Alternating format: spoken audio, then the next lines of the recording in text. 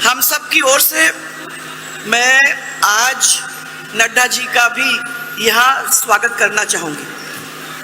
तो जोर से ताली बजा के एक दफ़ा जोर से भाई थोड़ा सा मंत्री जी थोड़ा ताली बजा दोगे नड्डा जी की? मैं कह रही हूँ एक दफ़ा नड्डा जी के लिए जोर से।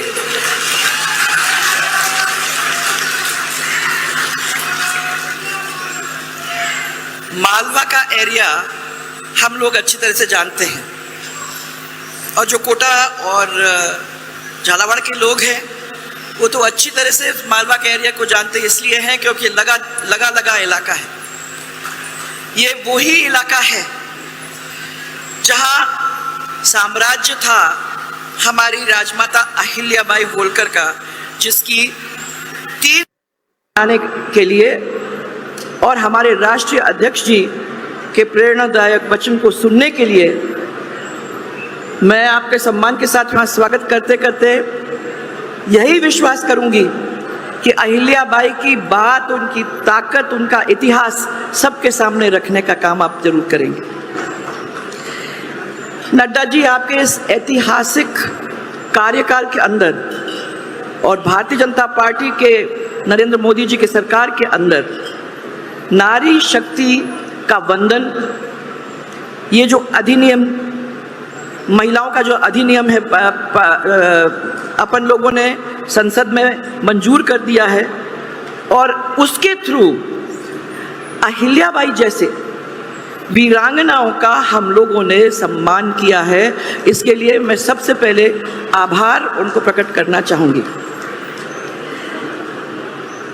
वैसे इस अवसर पर राजमाता अहिल्याबाई होलकर को मैं नमन करती भी हूँ, जिन्होंने ये सिद्ध कर दिया कि महिलाएं हर किस्म की जिम्मेदारियों को संभाल सकती हैं। और उनकी लाइन में चलते हुए आप लोग सब यहाँ बैठे हो, जिन लोगों ने उनकी बात को देख करके, ऐसे समझ करके, पढ़ लिख करके, और ज़रूरी नहीं सब पढ़ लिख करके, परंतु सब ने सेवा की भावना को अपने दिल में रखकर अपनी जनता के लिए एक बहुत अच्छे बहुमत के साथ जीत करके आज उनके पद चिन्हों में चलने का काम आप लोग कर रही हो।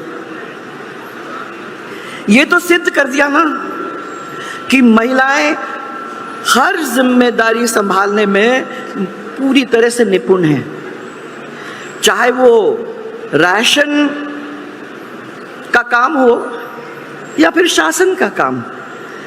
मैं समझती हूँ कि ऐसे में हम लोगों ने जो आज ये रास्ता चुना है उसमें किसी तरीके से हम लोग पीछे नहीं हटे। अहिल्याबाई को हम क्यों याद करते हैं? याद इसलिए करते हैं कि वो एक ऐसी महिलाएं थी, वो देवी कहलाई जाती हैं न्याय की। जब न्याय की बात अपन करते हैं तो सबसे पहले अहिल्याबाई होलकर का इस मॉडर्न जमाने के अंदर अपन याद करते हैं। आपको सबको मालूम होगा कि उन्होंने अपने बेटे को भी बख्शा नहीं। उनका यह था कि अगर कहीं भी अन्याय हो रहा है, उस अन्याय को खत्म करने का काम वो मेरा है, चाहे वो मेरा परिवार का क्यों ना हो, मैं उसको भी नहीं छोड़ूंगी। ये थी वो महान महिला। और मैं आपको ये बताना चाहती हूँ कि मैं उनके वाड़े पे, महाराष्ट्र में, यहाँ जो मराठी बोलने वाले लोग हैं उनको मालूम है कि वाड़ा का मतलब यह है कि ना तो वो हवेली है ना वो महल है, उसके बीच का जो एक है उसको वाड़ा कहते हैं। नदी के किनारे उनका वाड़ा, उनमें उसमें उनका मंदिर। कभी जाओ, क्योंकि महिला होने के नाते हम लोगों को वहाँ जाकर, उस भूमि पर खड़े होकर, जहाँ वो रही थी, जहाँ उन्होंने ये बात फैलाई थी, वहाँ जाकर इसको समझने की कोशिश करो कि उनकी ताकत कहाँ से निकल के आई थी। सुंदर मंदिर उन्होंने वहाँ बनाया है। और उसके साथ साथ जो अपने घर का मंदिर होता था उसमें हाथ से 1001 रोज मिट्टी, उसी मिट्टी के निकाल के वो बनाती थी शिवलिंग। और बनाने के बाद, उनकी पूजा करने के बाद, उन शिवलिंग को बहाने का काम नदी के अंदर फिर हो जाता करता था। उनका वाड़ा देखोगे तो समझ में आ जाएगी कि वो जनता के कितने करीब थे, क्योंकि बड़े महलों में नहीं रहती थी। ये वाड़ा बहुत ज़मीन के साथ साथ का है, तो इसलिए आप उस वाड़े में जाओगे तो आपको समझ में आएगा कि वो कितनी करीब थी जनता की। उनके पति खंडेराव जी की 21 वर्ष की आयु में मृत्यु हुई, तो वो बहुत आहत हुई और उस जमाने के जैसे उन्होंने ये कह दिया कि मैं तो सती बनना चाहूँगी। तब उनके ससुर साहब ने उनको रोका। मल्हर राव जी का नाम इसके लिए बहुत बने लोग जानते हैं। उन्होंने उनको रोका और उन्होंने कहा कि तुम जैसी महिला मेरी बहू, मैं तुमको शिक्षित करूँगा, प्रशासनिक विषयों में दक्ष हो तुम, ऐसी स्थिति बनाने की कोशिश करूँगा और सैन्य के बारे में भी, मैंने आर्मी के बारे में भी आपको सिखाने का काम मैं करूँगा। जो इन्होंने किया। ससुर और बेटे की मृत्यु के बाद उन्होंने कई टाइम ऐसे थे जहां सेना के अंदर जाकर तलवार चला के और सेना के सामने चलने का उनको मौका मिला, वो पीछे नहीं हटी। किसी ने ये नहीं कहा। इसलिए मराठी महिलाएं आप देखोगे कि नौवारी साड़ी पहनते हैं। वो इसलिए पहनते हैं कि उनके परिवार के साथ जब लड़ाई में जाया करते थे सब आदमी लोग, तो उनके साथ साथ महिलाएं उनकी जाती थी, घुड़सवारी करती थी, इसलिए वो नौवारी साड़ी पहना करती थी। और आप लोग समझ जाओगे क्योंकि आप लोगों ने सबने देखा। वो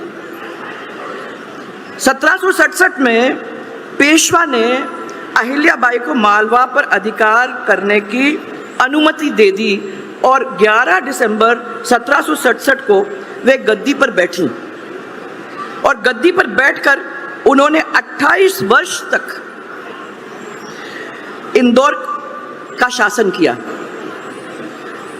और उन्होंने धर्म की रक्षा की, लोगों की रक्षा की, अन्याय को न्याय में बदलने की कोशिश की और बद्रीनाथ से रामेश्वरम तक और द्वारका से पुरी तक उन्होंने आक्रमणकारियों के ऊपर जो भी मंदिर को क्षतिग्रस्त करते थे या जिन्होंने करने की कोशिश की थी, ऐसे लोगों से लड़ाई भी लड़ी और मंदिरों का निर्माण करने का काम किया। तो आप कहीं भी चले जाओगे, कहीं ना कहीं जहां जाओगे अपने तीर्थ के धाम पे, तो लोग अहिल्याबाई का नाम आज भी श्रद्धा के साथ लेते हैं। वो ऐसी महिला थी।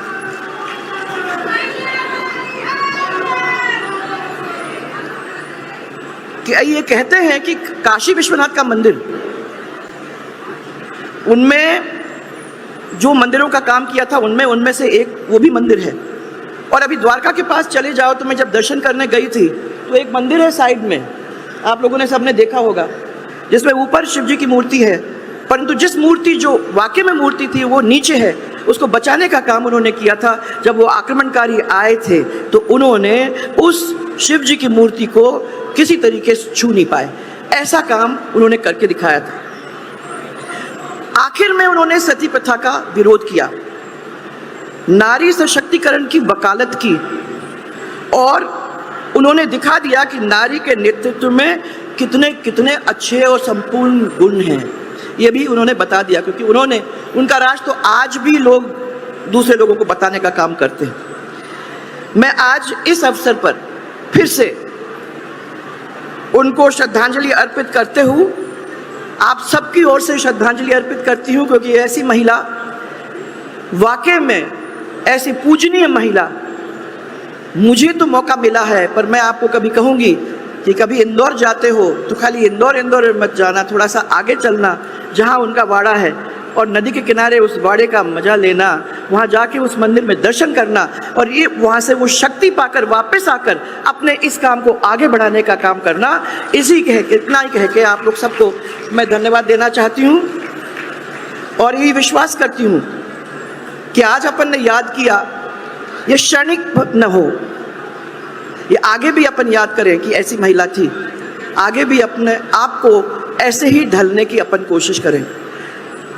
आप सबको बहुत बहुत धन्यवाद कि आपने हमारी बात सुनी। हमारे महिलाओं का डायलॉग था, परंतु वो एक ऐसी चीज़ है जो मैं समझती हूँ कि कभी कभी आपको भी सुनना चाहिए, क्योंकि ये सिर्फ चाय नहीं बनाती हैं, ये उसी सड़क पर भी चलती हैं जिस सड़क पर आप नहीं चलते हो, पर वो वापस घर में आके ये नहीं कहती हाँ मैं बहुत थक गया। ये सुबह 6 बजे उठ के बच्चों को संभाल के, अपने पतिदेव को संभाल के, अपने क्षेत्र को संभाल के, शाम को घर आके फिर आपको खाना खिला के ये जूते फेंक के नहीं कहती अरे हम बहुत थक गए।